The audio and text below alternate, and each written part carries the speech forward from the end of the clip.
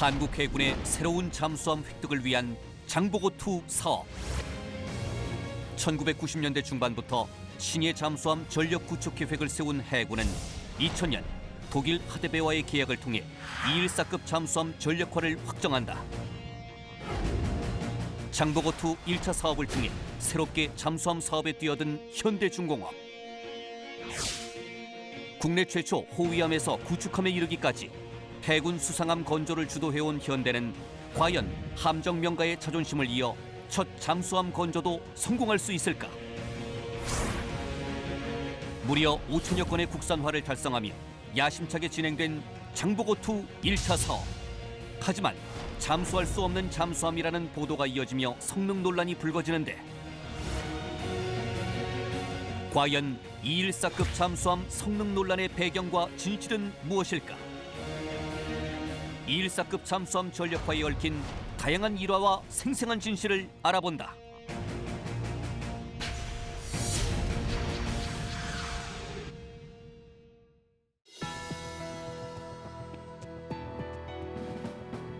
여러분 안녕하십니까? 첨단 국가의 초석 방위산업의 라미경입니다. 오늘은 지난 시간에 이어 214급 잠수함을 획득한 장보고2 사업에 대해서 알아보겠습니다. 함께 하실 세 분 소개합니다. 먼저 해군작전사령부 95 잠수함 전대장을 지내신 정우성 제독 모셨습니다. 안녕하십니까, 정우성입니다. 해군과 국방부, 방사청에서 다양한 잠수함 획득 사업에 참여하신 이웅섭 대령 나오셨습니다. 안녕하십니까, 이웅섭입니다. 마지막으로 현대중공업에서 잠수함의 설계와 건조를 담당하신 전재항 상무 함께 하시겠습니다. 안녕하십니까, 전재황입니다. 정우성 제독님, 이 1998년 동해 앞바다에서 납포한 이 북한 6호급 잠수정을 복원해서 운영할 때 초대 함장으로 계셨었죠. 일반 국민에게는 거의 이제 알려지지 않은 이제 잠수정인데요. 우리 해군이 이 잠수정을 운용하게 된 배경을 좀 설명해 주시고, 근무 당시 뭐 특별한 일화 있으면 좀 소개해 주시죠. 예, 1998년 6월 22일이었습니다. 동해에서 침투하고 복귀하던 북한 6호급 잠수정을 납포한 후에 동해에서 1차 조사를 합니다. 동해에서 1차 조사를 하고 나서 보다 면밀한 조사를 위해서 잠수함 사령부가 있는 진해로 잠수정을 이송을 합니다. 그래서 거기서 우리나라 정보기관하고 미국 정보기관이 다 합쳐서 그 정의 특성, 그다음 함 내외 상태, 그다음 배터리 상태, 뭐 각종 장비 특성 등을 이제 조사를 하는데, 아무래도 정이 움직이지 않고 그 정박한 상태에서 특성을 조사하다 보니까 한계가 많이 있었습니다. 그래서 네. 각 기관들끼리 협의를 해서 최종적으로 해군에서 복원을 결정을 하였습니다. 재밌는 것이 이제 복원을 결정을 하고 나서 초대 정장을 누구로 할 것이냐라고 이제 하는데, 그 해군에서 조건을 건 것이 돌고래 함장을 마치고 계급이 소령인 사람을 정장으로 선발하겠다라고 했는데, 해당되는 사람이 딱 2명 있었습니다. 그 저하고 저 1년 선배 한 분이 이제 계셨는데, 그때 당시에 이제 1년 선배 그분은 이제 중령 진급 심사를 앞두고 있는 상태였기 때문에 정장을 하기가 조금 애매했었고, 그래서 제가 판단 끝에 제가 손을 들어서 이제 자원을 했었죠. 그랬더니 그 주변에서 용기 있는 결정을 했다고 되게 칭찬이 많았었습니다. 예. 어찌됐든 그 이제 정당도 선발이 되고, 이제 제 주관에서 나머지 승조원들을 9명 정도 선발을 해서 이제 복원을 시작하는데, 복원을 시작하는 장소가 마산에 있던 코리아 타코마라는 조선소였습니다. 지금은 이제 그 문을 닫고 없어진 조선소인데, 거기서 이제 그 복원을 시작하는데 저희들한테 주어진 건 아무것도 없었습니다. 정비 절차서라든지 뭐 도면이라든지 이런 게 아무것도 없어가지고 그 조선소 측하고 협조를 하면서 조선소 한 켠에다가 자리를 만들고 그 6호급 잠수정을 올려놓고 그 주변을 다 깨끗이 청소를 하고 복원을 하면서 장비를 하나씩 떼내면은 그 옆에다가 똑같이 그림을 그려서 하나씩 옮겨놨습니다. 예. 각종 파이프라든지 라인이라든지 이런 걸 다 옮겨놓고 이제 시작을 했는데, 그렇게 해서 정비를 시작을 했었는데 정비 자체는 크게 문제가 없었습니다. 그 다음에 전자장비들은 주로 일본 제품이었기 때문에 구매하는데 문제가 없었고요. 근데 저희가 복원하려고 했던 그 가장 큰 이유가 소음 특성을 알기 위해서 만드는 건데 복원하려고 했는데 엔진이 러시아제 엔진이었습니다. 그래서 우리나라에 러시아제 엔진을 그 정비할 수 있는 정비소를 찾는데 못 찾았습니다. 예. 그래서 이 너무 힘들구나 하고 있는 찰나에 저녁 식사를 하고 있는데 바로 옆에 러시아 그 선원들이 와서 식사를 하고 있었던 겁니다. 그래서 걔들 보고 야 니네 혹시 그 장비 고장 나면 어디서 수리하냐 그랬더니 자기들이 수리하는 데가 창원의 어디 그 정비소라고 알려주더라고요. 그래서 거기 가가지고 이제 정비를 할 수 있냐고 물어보니까 정비를 할 수 있답니다. 그래서 다행히 이제 그 엔진도 정비하고 각종 장비들 다 정비 끝난 다음에 이제 조립을 하나씩 역순으로 이제 조립을 했죠. 근데 조립이 끝나고 나서 이제 잠수함이 물속으로 들어가서 임무를 수행할 수 있는 애를 평가하기 위해서 수압 테스트를 해야 됩니다. 그래서 수압 테스트를 하기 위해서 정을 바다에 띄워놓고 자망을 시도를 했는데 배가 내려가지를 않는 거예요. 배가 그만큼 가벼워졌다는 얘기죠. 그 침수할 당시에는 애들이 각종 그 무장이라든지 총이라든지 이런 걸 들고 왔기 때문에 배가 많이 무거워졌을 텐데 저희는 그런 게 없었기 때문에 되게 가벼웠었습니다. 그걸 이제 대신하기 위해서 이제 조종사하고 협의한 게 그럼 납을 넣자. 납을 하나씩 넣었는데 결국 1톤까지 납을 채우니까 그제서야 이제 잠수정이 자망을 이제 하기 시작했습니다. 그래서 수압 테스트를 무사히 끝내고 이제 국방과학연구소에서 함의 기동 특성, 그다음 소음 특성 뭐 이런 것들 다 측정한 후에 이제 그 나머지 시간에는 주로 해안 부대의 그 어떤 견학이라든지 안보 이런 용으로 주로 활동을 했었습니다. 재밌는 것이 이제 그 6호급 잠수정을 납포할 때 그 안에 승조원들이 9명이 있었는데 9명이 이제 전부 이제 시신으로 발견이 됐고 그때가 6월 22일이었습니다. 그래서 이제 저희들 복원할 때는 하고 운영을 할 때 6월 22일 되면은 그 승조원들을 위해서 제사도 지내주고 했던 기억이 납니다. 한편으로 좀 아쉬웠던 것이 그 잠수정을 폐선시키고 그 잠수함 사령부에 전시를 하고 난 2년 후에 같이 동고동락했던 그 승조원 한 명이 루게릭병으로 운명을 달리했습니다. 우리 지금 이 자리에서 고 전소연 원사의 명복을 다시 한번 빕니다. 감사합니다. 예. 이제 그렇게 북한에서 넘어온 북한 6호급 잠수정에 관련돼서는 잘 알려지지 않았는데 오늘 또 거기 또 얽힌 또 뒷이야기를 또 이렇게 들을 수가 있었습니다. 자, 한 가지 더 여쭤보고 싶은 게 있는데요. 우리 해군은 이제 외국 해군과 이게 다양한 연합 훈련을 이제 하고 있고 또 그런 가운데 있어서 209급 이 그 잠수함도 자랑스러운 성과를 여러 차례 낸 걸로 좀 알고 있거든요. 근데 마찬가지로 214급 잠수함도 어떤 훈련을 좀 같이 하고 있는지 혹시 거기에 대한 성과는 좀 있는지 궁금합니다. 예, 그 훈련을 말씀드리기 전에 잠수함 작전에 대해서 잠시 이제 말씀드리면은 물속에서는 잠수함이 밖을 볼 수 있는 게 아무것도 없습니다. 그래서 물속에서는 음파로만 모든 것을 다 판단을 하는 그런 상황입니다. 그래서 음파가 접촉이 되면은 이 음파의 특성을 고려해서 이 배는 어떤 배다, 상선이다, 어선이다, 군함이다 이런 걸 평가하게 되고 그 음파를 분석해서 속력이 어디고 어디로 항해한다 하는 것까지 이제 분석을 해냅니다. 그만큼 음파는 잠수함에 있어갖고 생명과 같은 것이죠. 그래서 타국이든 자국이든 간에 잠수함의 음파 특성은 절대로 공개를 하지 않습니다. 따라서 외국 잠수함과의 연합훈련을 할 때는 우리 잠수함이 가서 외국 잠수함에 대한 소음 특성을 파악하려고 노력을 하고 있고 걔네들은 우리 걸 파악하려고 또 노력을 하고 있죠. 그래서 그 우리 해군에서는 최첨단 214급 잠수함에 대해서는 음파 특성을 가급적 우리가 지금 보호하자 하는 이제 방침을 내렸고요. 그래서 외국 잠수함과 또는 외국 해군과의 훈련은 가급적 제한하고 있습니다.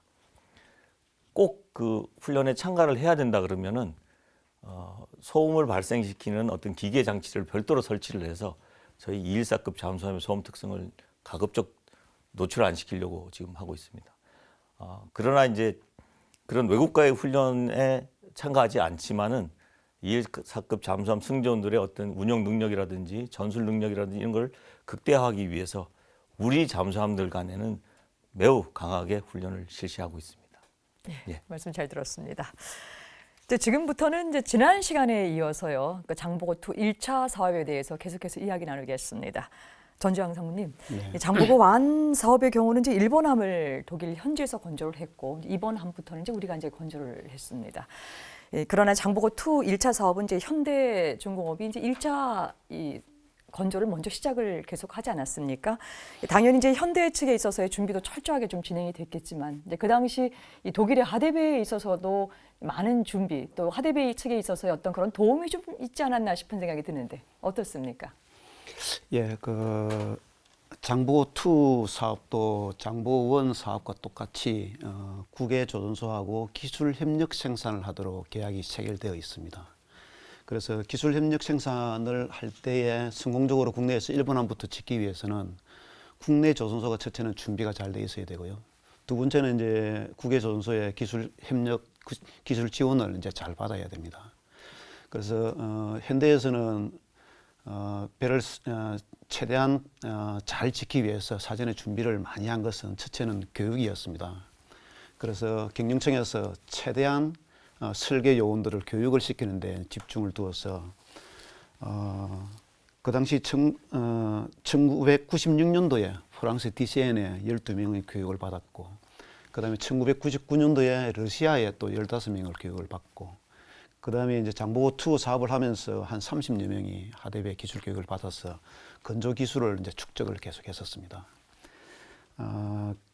그 다음에 이제 중요한 것이 결국은 이제 원천 기술을 가지고 있는 독일 하대회사의 이제 기술 지원인데, 이번 계약도 마찬가지로 이제 머티리얼 패키지로 계약이 돼 있어서 그 자재든 아니면 건조 도메인이든 사양서든 기준서든 어떤 건조 공법이든 간에 이것을 이제 저희들한테 제공을 하도록 되어 있습니다. 그래서 잘 아시는 것처럼 독일 하대회사가 재래식 잠수함에 대해서는 3개를 재패를 하고 있었기 때문에 그 당시에 그와 같은 어떤 원자재, 그 다음에 도면 이런 것이 이제 저희들은 제공되면서 상당한 도움을 많이 받고서 건조가 되었습니다. 네. 예, 또 그렇게 또 도움을 주고 하는 일도 있었었군요. 근데 이제 한 번도 이 잠수함을 건조해 본 경험이 없는 이제 현대중공업에서요, 무려 이제 세척의 최첨의 이제 어떤 이런 잠수함을 만드는 일이 그 당시에 현대중공업이 뭐 아무리 크고 또 어떤 훌륭한 이런 장비를 갖추었다 하더라도 좀 어려움이 좀 있었을 것 같은데, 뭐 특별히 기억나는 좀 어려움 좀 있으면 말씀해 주시죠. 예, 현대중공업은 1975년도에 국내에서 최초로 한국형 전투함 울산급을 설계 건조한 경험이 있습니다. 예. 그래서 2000년도에 이제 잠수함을 저희들이 이제 처음 지으려 할 당시에는 수상함 경력이 건조 경력이 한 25년 되는 그런 회사였었습니다.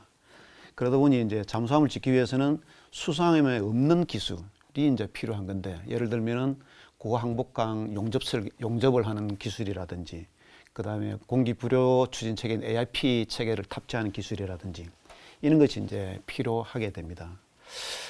그리고 이제 잠수함을 이제 건조를 하려 그러면 잠수함 압력 선체 전용 공장이 필요합니다. 그다음 기계 설비도 잠수함에 맞는 것이 필요한데, 그 당시 좀 어려웠던 것은 정부로부터 현대중공업이 잠수함을 지을 수 있다, 그다음에 잠수함을 지을 수 있도록 수주를 할 수 있다라고 확신이 있으면 저희들이 미리 뭐 공장을 지어놓고 하겠는데, 이런 공장이나 설비를 짓는데 뭐 수백억에서 수천억이 들어가니까 초반에는 이제 예산만 확보해놓고 그다음에 어떻게 공장을 짓겠다는 준비만 해놓은 상태였었습니다. 그런데 2000년대에 이제 딱 이제 저희들이 수주가 되면서 그 다음부터는 이제 저희들이 준비한 대로 이제 공장을 짓기를 시작합니다.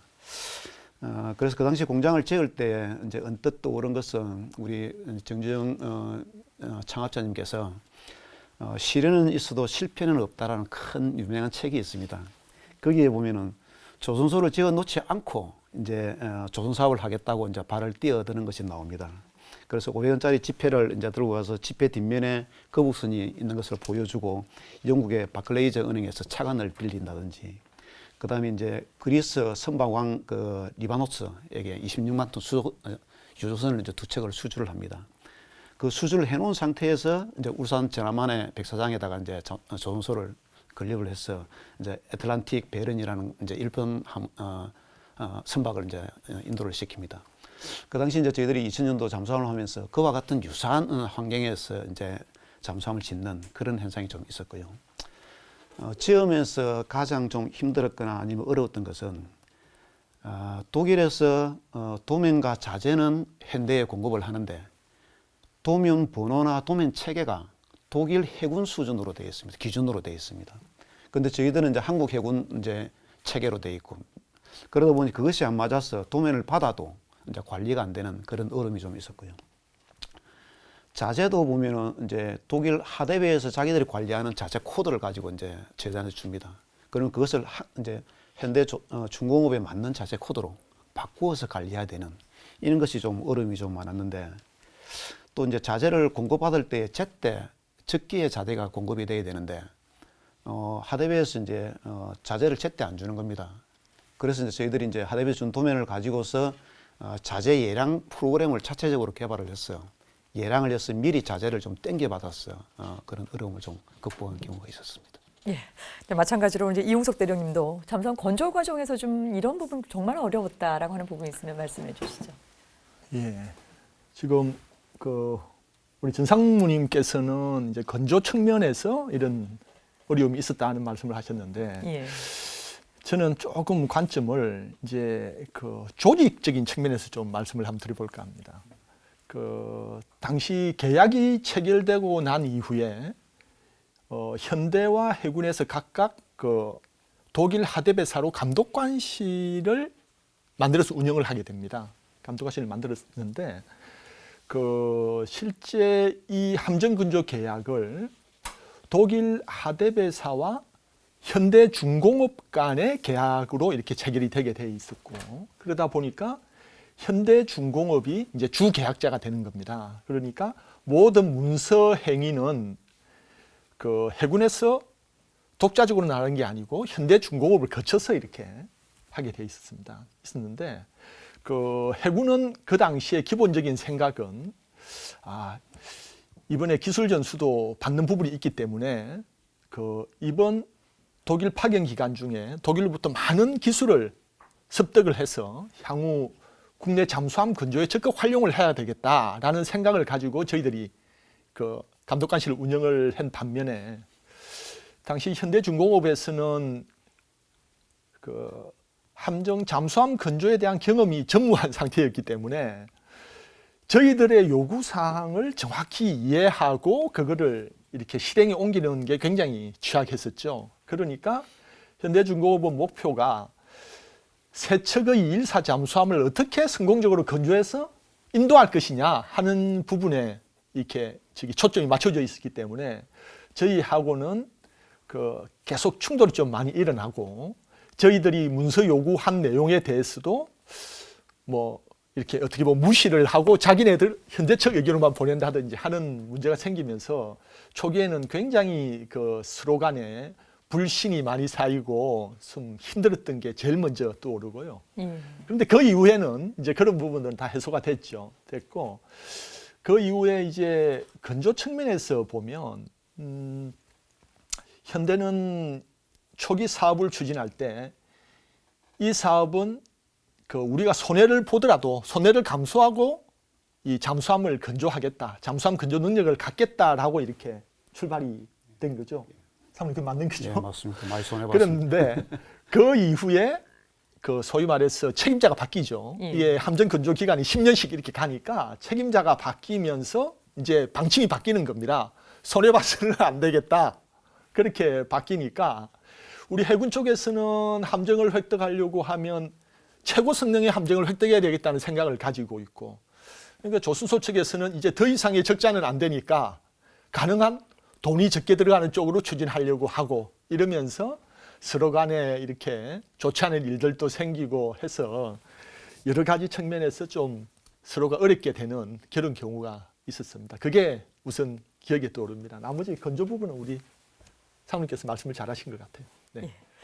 비단 이제 건조 과정뿐만 아니라 실질적으로 해군과 또 업체와 이걸 또 상대하는 또 하대배의 관계 쪽에 있어서의 그런 부분들이 좀 어려웠다는 말씀을 좀 그렇습니다. 주셨습니다. 예, 네. 말씀 잘 들었습니다. 여러분께서는 지금 첨단 국가의 초석 방위 산업을 시청하고 계십니다. 국산화의 사전적 의미는 필요한 물품을 수입에 의존하지 않고 온전한 독자 기술로 자기 나라에서 생산함을 뜻한다. 하지만 이는 세계 최초의 개발국이 아닌 이상 대부분의 후발국은 도달하기 힘든 수준이다.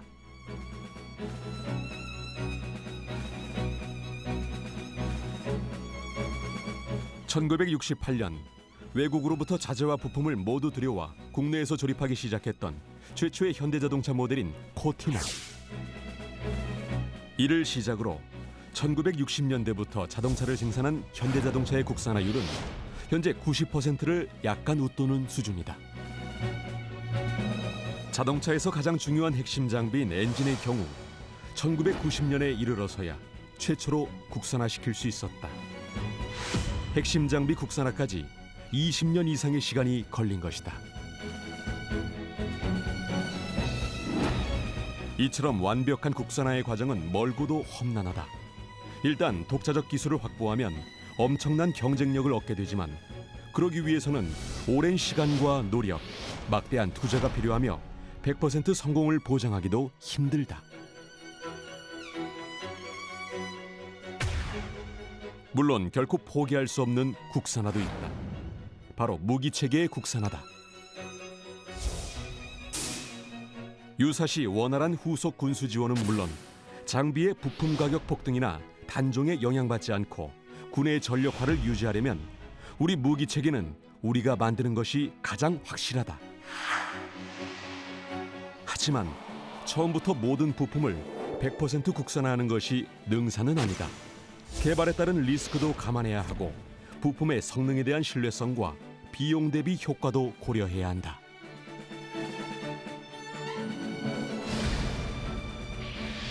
무엇보다 완벽한 국산화에 도달하기까지 군의 전력화를 미룰 수 없다는 점이 가장 큰 이유다. 결국 무기체계 국산화에는 단계가 필요하다. 외국의 기술과 장비를 도입해 당장 필요한 전력화를 달성하고 정비와 성능 개량 등의 과정을 통해 선진 기술을 습득하며 이후 국산화율을 높여가는 방식으로 새로운 무기체계를 개발하는 것이다.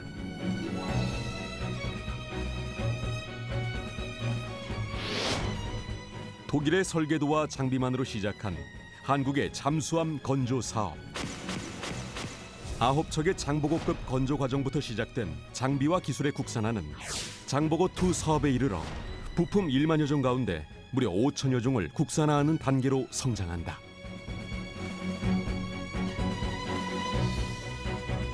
바로 이러한 체계적 노력이 3,000톤급 국산 잠수함 개발로 이어진 것이다. 첨단 국가의 초석 방위 산업. 오늘은 장보고2 사업에 대해서 알아보고 있습니다. 앞에서 지금 잠깐 이야기가 좀 나왔습니다만은 우리보다 이제 1년 먼저 그리스 해군이 214급 잠수함을 이제 계약을 하게 됐었거든요. 근데 정작 세계 최초 214급 이 잠수함을 획득하게 된 것은 이 그리스 해군이 아니라 이제 한국 해군이라고 하는 부분으로 이제 알게 됐는데요. 이게 좀 어떻게 된 일인지 좀 알아보고 가야 될 것 같은데요.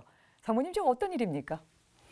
예, 독일 하데베에서 214급 잠수함을 최초로 이제 개발한 것은 그리스가 출발을 했죠. 그래서 1999년도에 독일 하데베사하고 그리스가 214 잠수함을 계약을 체결합니다. 그래서 저희 한국 해군보다는 약 1년 내지 2년 앞서서 계약이 체결되어서 건조가 시작되었습니다. 그리고 그 일본함은 독일 하데베사에서 설계를 하고 건조까지도 하데베사에서 해서 그리스로 이제 보내는 걸로 되어 있었습니다. 예. 그런데 건조 과정에서 이제 공기 무료 추진 체계 AIP가 좀 문제가 좀 생기고, 그다음에 그리스 정부가 재정 상태가 안 좋으니 잠수함을 받지 않겠다고 이제 하는 그와 같은 문제가 생기면서 결국은 인도가 계약 후 12년이 지난 2011년도에 이제 그리스 해군에 인도가 됩니다. 그렇지만 현대중공업에서 건조하던 214급선 2000년도 말에 계약이 되어서 2007년도 말, 그러니까 계약 후에 7년 만에 일본함이 인도가 됩니다. 그래서 2007년도에 214 잠수함은 최초로, 세계 최초로 이제 한국 해군에서 이제 인도가 되게 되겠습니다. 예. 예.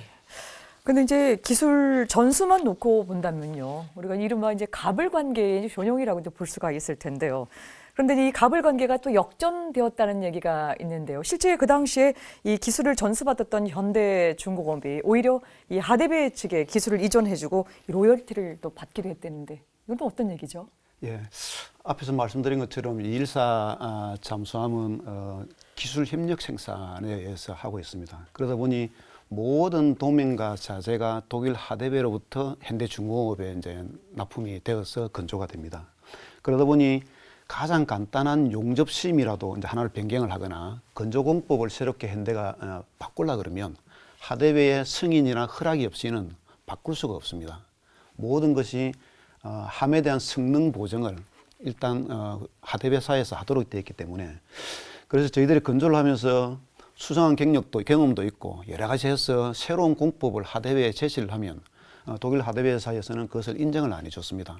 모든 것을 하대배 기준대로 이제 건조를 하도록 그렇게 되어 있었는데 처음에는 이제 저희들이 계속 이제 아이디어를 내고 제안을 해도 안 받아줬는데 214 잠수함을 계속 건조해 가다 보니 현대의 기술력을 이 친구들이 이제 인정을 했었습니다. 그래서 하나하나 저희들이 이제 아이디어를 낸 공법들이 하나씩 이제 반영이 되게 돼 있고 그러면서 이제 기술 지원비를 역으로는 저희들이 이제 받은 경우가 되겠습니다.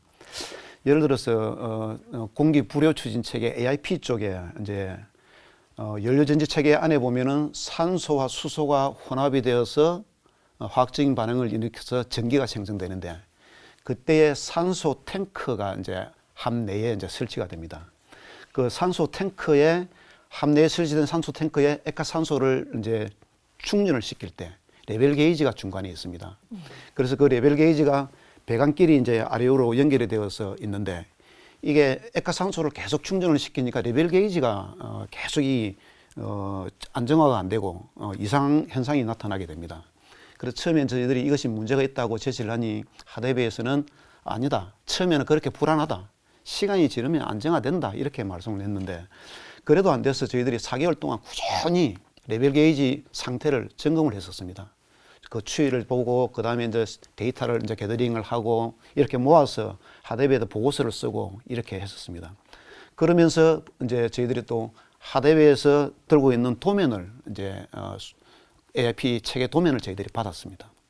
그래서 그 도면을 가지고 밤새도록 이제 저희들이 검토를 해보니 결국은 배관 라인의 레벨 게이지 위치가 서로 뒤바뀌어 있는 것도 저희들이 발견을 했었습니다. 그래서 이런 것을 이제 하대배에 제시하니 하대배에서 처음에는 아니라고 주장을 하더니 근거 하나하나를 저희들이 제시를 하니 이 친구들이 잘못되었다. 그래서 도면을 바꾸고 그에 대한 이제 노고로 저희들한테 기술 지원료를 이제 저희들이 받았었습니다. 예. 이제 그렇게 꼼꼼하게 또 체크해서 또 반대로 또 이제 이게 로열티를 받게 되는 상황도 있었지만요. 또 하나는 이제 장보고2 1차 사업을 또 진행하면서 또 국산화율이 높아서 또 어려움을 겪었다고 하는데요. 이 국산화율을 이렇게 하게 된 배경이 어디 있고요. 또 어느 정도의 국산화율까지 올라갔습니까? 예, 지난번에도 말씀을 드렸는데 장보고2 사업은 국내의 잠수함을 독자 설계를 할 수 있는 능력을 갖추는 것입니다. 그러다 보면 이제 국내에서 독자로 설계를 하든 건조를 하려 그러면 잠수함에 들어가는 장비나 기자재가 국산화가 되어야 됩니다. 그것이 안 되면 이제 저희들이 상당히 이제 잠수함을 건조하기가 어려워지는데 왜냐 그러면 선진국의 잠수함을 건조한 회사가 그 납품하는 업체 보고 한국에 장비를 팔지 말아라고 압력을 넣을 수가 있습니다. 예. 그러면 이제 저희들이 아무리 외국의 장비를 사고 싶어도 장비를 살 수가 없는 그런 상태가 됩니다. 그 다음에 이제 외국 장비를 도입한다 할지라도 군용 장비는 최종 사용자 증명서, 엔드 유저 서티피케이션을 외국 정부로부터 받아야 저희들이 그 장비를 살 수가 있습니다. 그런 상태이기 때문에 국산화가 안 되고는 국내에서 독자 설계, 독자 잠수함을 건조할 수 없는 그런 환경이 됩니다. 그래서 이제 정부에서 국산화율에 대해서 상당히 높게 이제 책정을 했고, 최초에 이제 정부에서는 주문성 자재 금액의 10%, 그다음에 저장성 자재 금액의 65%를 국산화를 해야 된다라고 계약서에 이제 바인딩을 했었습니다. 근데 현대에서는 이제 제안서를 낼 때 저희들이 후발 주자다 보니 그 정부에서 요구하는 그 외에 추가로 2천만 불을 더 국산화하겠다. 이렇게 제안을 이제 역으로 또 더했었습니다. 그러면서 이제 국산화를 추진을 했는데 결국은 잠수함에 들어가는 자재는 한 10,000여 정도 되는데 저희들이 장보고2 사업을 하면서 5,000여 종을 국산화를 했었습니다. 예. 네, 계속해서 이제 우리 전재환 상무님께 좀 여쭤보려고 하는데요. 이 국산화 때문에 이제 건조 과정에서 특히 좀 어려웠던 점이 있을 것 같은데 어떤 점이 가장 어려웠습니까? 저장성 장비하고 주문성 자재로 이렇게 크게 구별되는데 특히 주문성 자재는 이제 장비고 저장성 자재는 이제 볼트, 너트, 파이프 이와 같이 이제 함에 자주 많이 쓰이는 어떤 그런 재료입니다. 그래서 소재 국산화할 때 이제 가장 어려운 것은 독일 하데베에서 이제 도면을 그리고 하데베 자재를 하다 보니 독일에 있는 규격, 산업 규격인 DIN으로 이제 독일에서는 이제 요구를 하고 있고, 근데 저희들은 결국은 KR이나 지스 규격으로 이제 바꿔야 되는 상태가 됩니다. 그러다 보니 DIN에서 요구하는 규격에 맞는 KS에서 맞는 그 제품을 구하기가 상당히 어려움이 있었고요. 그다음에 압력 선체 재질이 고항복강인 HY80, HY100강입니다. 근데 이것이 국내에는 개발된 적이 없어서 국내 업체에서 이 특이 재질을 이제 개발하면서 상당히 실패를 많이 했습니다. 그래서 막판에는 납품이 좀 늦게 되었어요. 처음 이제 저희들이 잠수함 건조하는데 어려움을 좀 겪은 것도 있고요. 그다음에 도로 국산화를 저희들이 추진을 하는데 울산에 있는 KCC 고려학에서 이제 국산화를 개발을 합니다. 그런데 그 당시에 독일의 도료는 독일 업체 렐리우스라는 곳에서 이제 도료를 납품을 했었습니다. 그래서 독일 업체의 제품을 이제 어떻게든 구해서 그 제품의 화학적인 특성을 분석을 해서 이제 개발에 착수를 합니다. 그래서 그 개발하는데 근 3년이 걸렸습니다. 그 개발하면서 가장 어려웠던 것이 이제 테스트였는데요. 결국은 제3자의 공인기관인 뭐 한국화학시험연구원이나 이런 데로부터 서트를 인증서를 받아야 됩니다. 그래서 그 도료를 국산화해가지고 도료 도막 물성치 시험이나 그다음 부착성, 그다음에 내충격성, 그다음에 뭐 방화도료 뭐 방호성, 그다음에 도장을 할 때의 접착성에 대한 작업성 이런 것을 다 평가를 받아서 문제가 없다 되어야 이제 국산화가 되는 겁니다. 그래서 이런 것을 이제 저희들이 하나하나 정리하면서 좀 어려웠고요. 잠수함에 GRP라 해서 유리 섬유 강화 플라스틱 재질이 이제 들어갑니다. 이것을 이제 한국 하이바라는 국내 업체에서도 개발을 착수를 하는데 한국 하이바가 기술이 대단한 업체임에는 틀림이 없습니다. 그것이 국내의 비행기 만드는 곳에 이제 GRP를 납품하는 업체입니다. 그렇지만 이제 측정 방법이 달라서 잠수함에 들어가는 이제 GRP가 측정 방법이 달라서 이것을 이제 독일에 가서 기술 전수를 받는데 초반에 하데베에서 이제 기술 전수를 안 해주려고 그랬습니다. 그래서 현대가 중간에 끼어서 하데베하고 한국 하이바를 연결을 시켜서 6개월 동안에 한국 하이바 직원들을 독일 하데베에 이제 파견을 보내어서 GRP 제작 공법을 배워서 국내에 와서 이제 국산화를 좀 시켰습니다. 네, 말씀 잘 들었습니다. 여러분께서는 지금 첨단 국가의 초석 방위 산업을 시청하고 계십니다. 한국의 두 번째 잠수함 시리즈 손원일급 잠수함. 공기 불이호 추진 체계 장착으로 전작 209급을 압도할 것으로 기대됐던 214급 잠수함. 하지만 1차 사업으로 도입된 잠수함 세척은 예기치 못한 결함으로 논란의 중심에 서게 된다.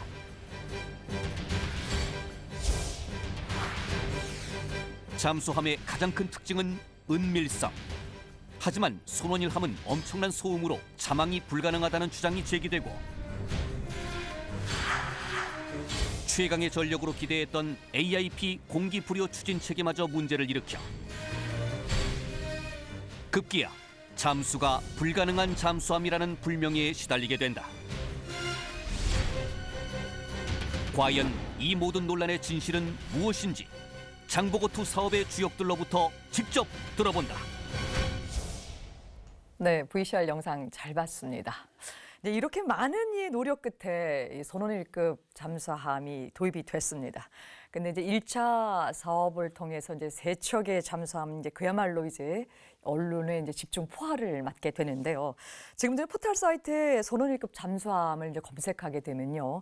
이 잠수 못하는 잠수함이라는 연관 검색어가 이제 뜰 정도인데요.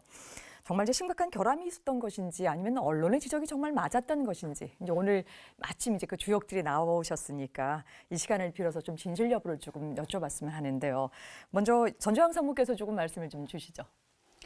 예, 잘 아시다시피 잠수함 한 척을 건조를 하려 그러면 소요되는 시간이 설계가 한 4년, 그다음에 현장에서 건조해서 시운전까지 하는데 6년 내지 7년.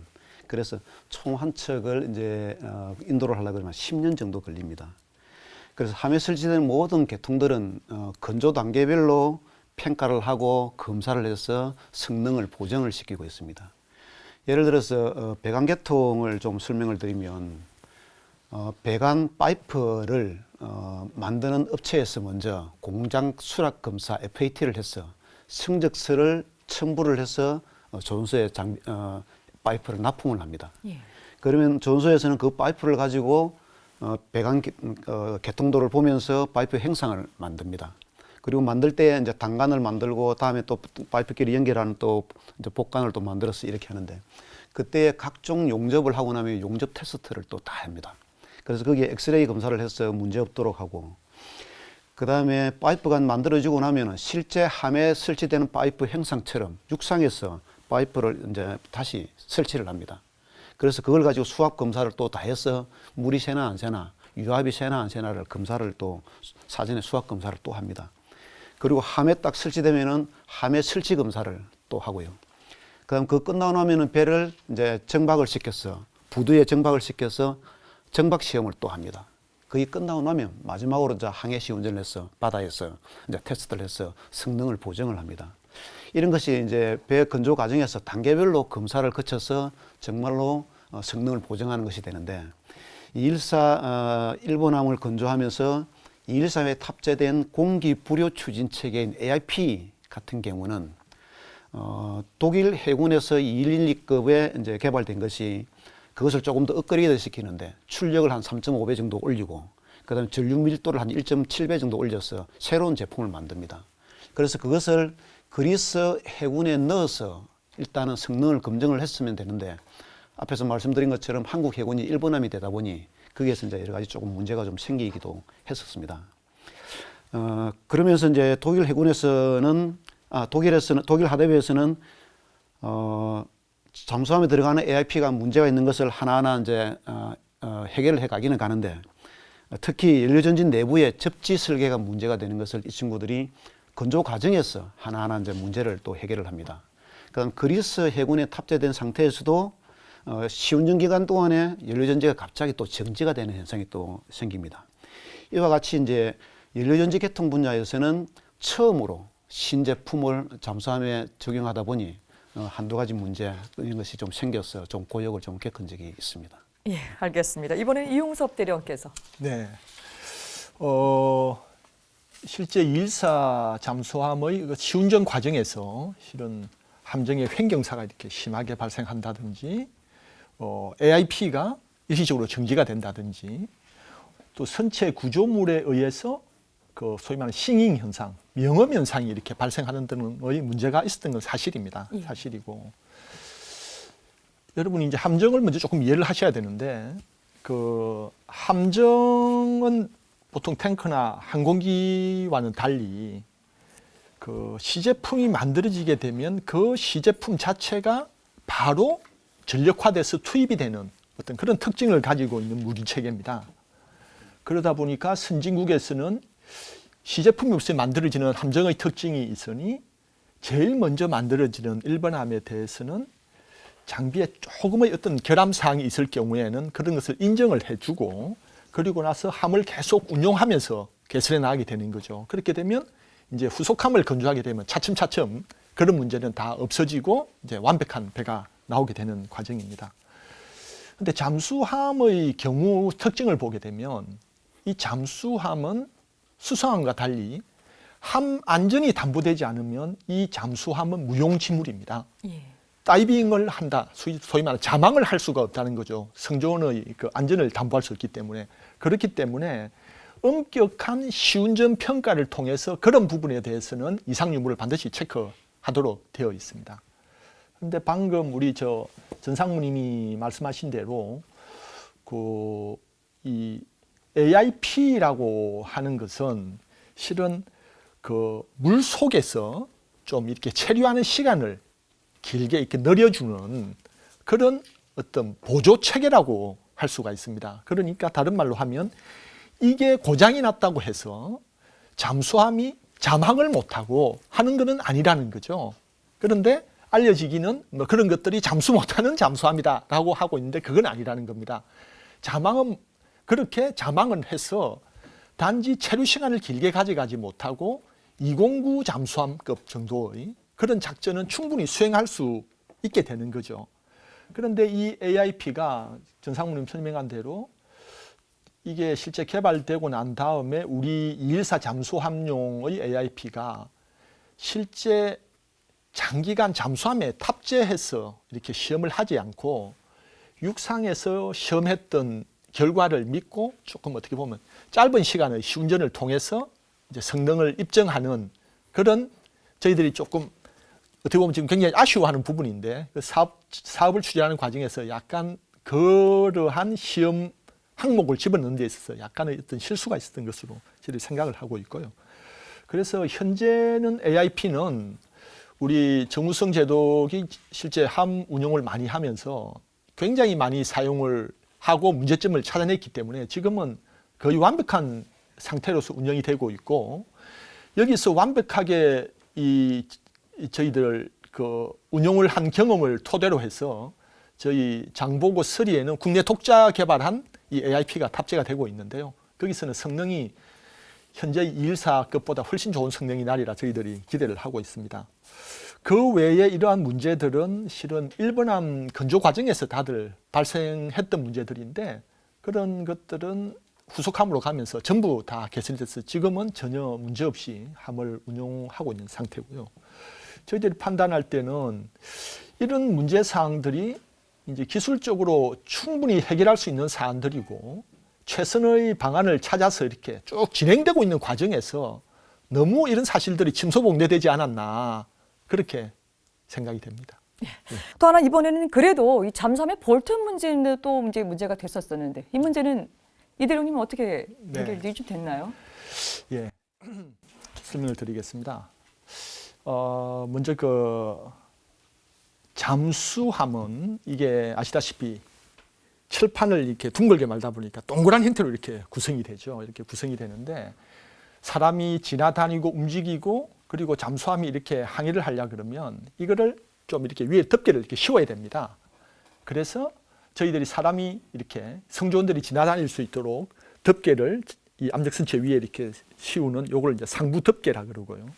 그리고 잠수함의 그 함교탑이라고 하는 그 잔망경이 오르락내리락하고 하는 구역, 그런 구역들은 유속의 흐름이 좋게 하기 위해서 이렇게 페어링을 줘서 이렇게 만들게 되어 있고 그 부분을 전부 그 소위 말해서 GRP, 요거는 그 FRP하고 비슷한 겁니다. FRP가 비슷한데 그 GRP라는 곳으로서 그걸 다 덮게 되어 있습니다. 그렇게 되면 이 GRP 내부로 이 잠수함이 잠항을 하게 되면 거리로 물이 이렇게 들어왔다가 또 이렇게 부상을 하게 되면 거기에 들어있는 물들이 밖으로 쭉 다 빠지게 이렇게 되어 있는 거죠. 그렇게 구성이 되어 있는데 209 잠수함의 경우에는 그러한 GRP가 이렇게 좀 적은 크기로 이렇게 여러 개가 이제 붙어 있는 스타일이고 그 214 잠수함의 경우에는 소음을 줄이겠다는 의도를 가지고 이게 유선형으로 만들고 덩치가 좀 커지게 됩니다. 그게 이제 차이가 되는데 이렇게 214 거를 만들어 놓고 보니까 그 잠항을 하고 부상을 하고 할 때 물들이 들어오고 나갈 때 아주 큰 덩치에 빠져나가지 못하고 큰 덩치의 GRP에 그 큰 힘이 걸리게 되고 그렇게 되니까 볼트가 파손이 된다든지 떨어져 나간다든지 하는 그런 문제들이 실은 생기게 되었습니다. 그래서 이걸 시운전하는 과정에서 이 문제가 꾸준히 제기가 되었고 해결책에 대해서도 이미 그 당시에는 이렇게 방금까지 제시가 되었는데 어떻게 처리하는 게 최선의 방법인지 이제 그런 부분에 대한 검토가 이렇게 이루어지는 과정에서 조금 늦게 이게 조치가 된 부분입니다. 그리고 현재는 이상 없이 운용이 되고 있고 이외에 그 군위성통신 체계 이 부분의 고장 문제도 있었는데 요 같은 경우에는 미국 제작사에서 이 장비가 납품이 되게 돼 있는데 미 제작사에서 이걸 조립하는 과정에서 실수로 인해서 물속에 들어가면 이게 방수가 되어야 되는데 그게 잘 되지 않으면서 해수가 침범하면서 생겼던 그런 문제로 이렇게 최종 확인이 되었고 현재는 그 문제가 다 해결돼서 정상적으로 운영이 되고 있습니다. 예. 이제 한편에선 이 논란 때문에요. 이제 우리나라의 잠수함의 획득이나 또 개발에 있어서의 어떤 좀 문제의 차질이 있지 않을까라는 이제 우려의 목소리가 좀 높아졌었는데요. 이쯤에서 이제 진상도 분명히 좀 짚어가야 되겠지만 분명히 우리가 또 기억해야 될 그런 교훈점들도 좀 찾아가는 작업들이 동시에 이루어져야 된다 생각을 합니다. 과연 오늘 이제 나와주신 세 분들은 이런 논란을 바라보는 것을 어떻게 보고 또 어떻게 평가 이후에 다시 이런 일들이 이제 반복되지 않게 해야 되는 수순에서 말씀을 좀 한번 좀 모아보고 싶습니다. 먼저 이용섭 대령께서 말씀해 주시죠. 제가 알기로는 우리나라의 경제 발전을 해온 구조를 보게 되면 어떤 선진국의 어떤 기술을 빨리 받아들여서 이것을 제조해서 세계에 수출하고 하는 패스트 팔로우로 성장을 해왔다 이렇게들 판단을 하고 있습니다. 하고 있고 현재의 함정을 포함한 모든 무기 체계도 마찬가지라고 생각합니다. 선진국에서 이미 운영하고 있는 것을 우리가 모방해서 선진국 추적형으로 이렇게 만들고 있다고 생각을 하고 그러다 보니 남 만들기 때문에 실패하거나 뭐 이런 게 전혀 없어지는 거죠. 그러니까 실패라는 것도 좋은 경험인데 그런 경험의 기회가 없었던 거라고 생각됩니다. 그래서 최근에 우리나라가 이제 저성장 기조로 쭉 들어서기 시작하면서 가장 많이 나오는 얘기가 실은 성장의 이제 한계에 부딪힌 게 아니냐 하는 얘기들을 하고 있습니다. 근데 그 얘기는 그걸 돌파하기 위해서는 선진국과 같은 독자 설계 기술이 확보가 되어야지만 이제 돌파가 가능할 수 있다라고 생각을 합니다. 그런데 이러한 독자 설계 기술이라고 하는 것은 실은 많은 시행착오와 실패의 경험을 통해서 실은 얻을 수 있는 거거든요. 그런데 지금까지는 그런 걸 저희들이 한 번도 안 했다는 겁니다. 그런데 잠수함의 경우는 저는 더 어려운 과정이라고 생각을 합니다. 왜냐하면 잠수함은 세계적으로 모든 국가에서 그 기술은 국가가 통제하고 외부로 유출을 다 막고 있는 기술이기 때문에 이런 기술들은 저희들이 독자 개발하거나 할 수밖에 없는 것들입니다. 그래서 아시다시피 저희들이 개발을 하려고 그러면 이런 방금 말씀드린 시행착오의 과정과 실패의 경험을 맛보는 과정을 반드시 거치고 지나가야 될 거라고 생각을 하고 있습니다. 그래서 저희들이 함정을 개발하는 과정에서 다소 문제가 있다 하더라도 조금 느긋하게 지켜보는 그런 마음이 있다 그러면 정말 머지않은 미래에 세계 최고의 잠수함을 국내에서 만들 수 있을 것이라고 이렇게 판단을 합니다. 예, 알겠습니다. 이번엔 정우성 제독께서. 연료전지를 살펴보면은 아까 그 전장 상무님께서도 말씀하셨지만 독일 212급에 최초로 탑재된 그 시제품이었습니다. 저희가 이 문제가 생겼을 때 독일에 문의를 해본 결과 독일 해군조차도 아직 그렇게 정상적으로 작동하지 않고 있다라는 답을 들었었거든요. 그 정도로 이제 시제품이었는데 그 시운전 절차 24시간 시험만 하라고 이렇게 되어 있었던 건데 시제품에 대해서 너무 이렇게 저희들이 간과하지 않았느냐. 좀 더 주도 면밀하게 그 시운전 절차서를 살펴보고 어떻게 해야지만이 우리가 완벽한 장비를 얻을 수 있었는가를 검토를 한 후에 그게 이제 시운전 절차서에 반영이 됐었어야 하는 게 아닌가 하는 그런 아쉬움이 들었었습니다. 예. 이번에는 전재영 상무께서. 예. 잠수함은 수상하고 다르게 복잡성이 너무나 복잡합니다. 그래서 보통 수상함의 2배 정도 복잡하다. 그다음에 조립 수량도 뭐 3배 정도 많다. 이렇게 해서 해양 유인 운동체 중에서는 가장 복잡한 무기 체계다. 이렇게 이제 이야기를 합니다. 그래서 그러다 보니 이제 새로운 선종을 개발할 때 보면 설계 단계에서 발견하지 못한 것이 건조 과정에서 아니면은 시운전 과정에서 나타날 수밖에 없는 상황입니다. 그래서 그런 일이 나타나면 그때 이제 전문가 그룹들이 모여서 머리를 맞대어서 하나하나 해결하면서 이제 잠수함을 완성해 나가는 것이 선진국에도 마찬가지고 저희 한국도 이제 그와 같은 이제 전철을 밟고 있습니다. 앞에 이제 이용섭 대령께서 말씀하신 것처럼 함정 사업이 육상 탱크나 헬기처럼 사전에 뭐 한 10대 번 뽑아먹고 표준화를 만들어서 양산함을 만드는 것이 아니기 때문에 시제품부터 이제 함이 바로 전력화가 됩니다. 그래서 배가 만들어지는 과정에서 생기는 문제는 얼마든지 있을 수 있고 그 과정을 어떻게 슬기롭게 빨리 극복해서 성능이 우수한 함을 만드느냐 하는 것이 관건이라고 저는 생각이 듭니다. 그다음에 방위 산업이 조금 더 육성되고 활성화되려 그러면 국내의 방산 전문가 그룹들이 인프라를 구축을 해서 문제가 생기면 그런 전문가의 지식과 기술을 같이 공유를 해서 문제를 해결할 수 있는 어떤 채널 같은 것이 좀 필요하지 않겠는가 이런 생각이 들고요.